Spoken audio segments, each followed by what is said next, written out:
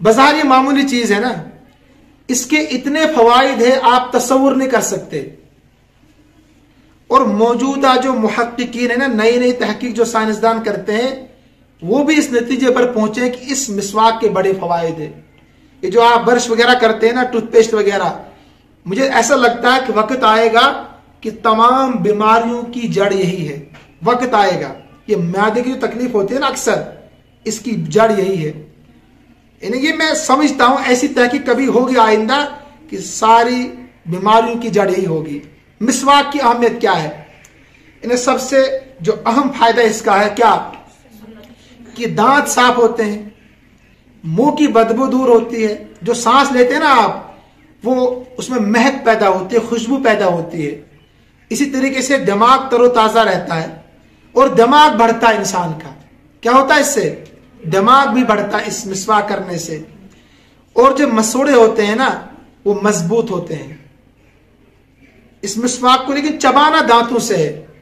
اصل مسواک ہوتی ہے نیم کی، یہ پیلو کی مسواک کہلاتی ہے. یہ دو مسواک دانتوں کی مضبوطی کے لیے بہت اہم. جو بیکٹیریا ہوتے ہیں، جراثیم ہوتے ہیں نا، موذی، ان کو ہی ختم مسواک کرتی ہے.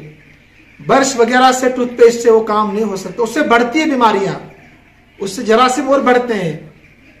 تو آپ دیکھو پہلے لوگوں کے دانت نا، جو بزرگ ہوتے ہیں 70-80 سال کے، ان کے دانت اب بھی بالکل یعنی باقاعدہ حیات ہے، زندہ ہے وہ دانت. اور آج چھوٹے چھوٹے بچوں کے دانت گر جاتے ہیں.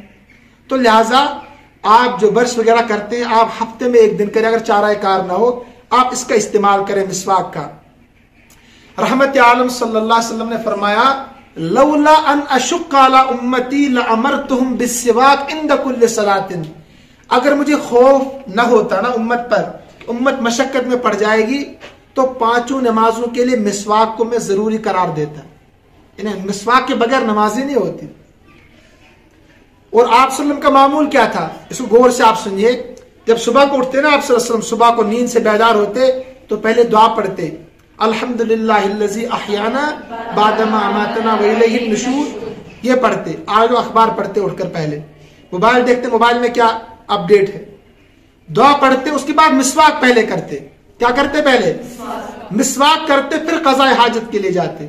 صبح اٹھنے کے بعد جب بھی گھر میں داخل ہوتے نا، تو رحمت عالم صلی اللہ علیہ وسلم مسواک کرتے جب بھی گھر میں داخل ہوتے.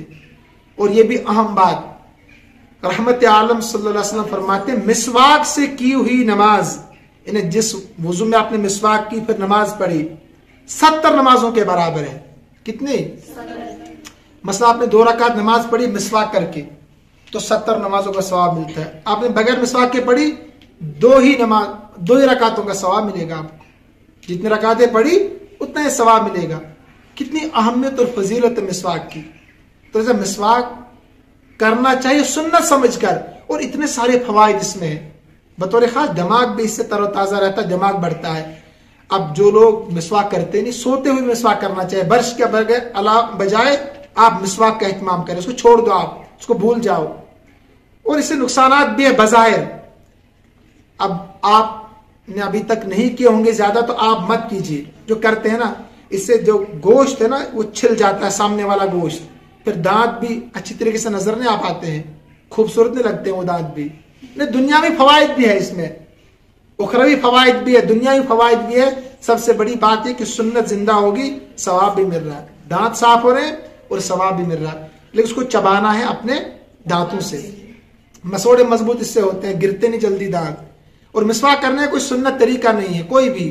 کتنی مسواک بڑی ہو، بعض کہتے ہیں کہ ایک بالش، یہ کوئی سنت طریقہ نہیں. جیسی مسواک کو کم سے کم ایک بالش ہونی چاہیے، اس سے کم وہ بھی چلے گی.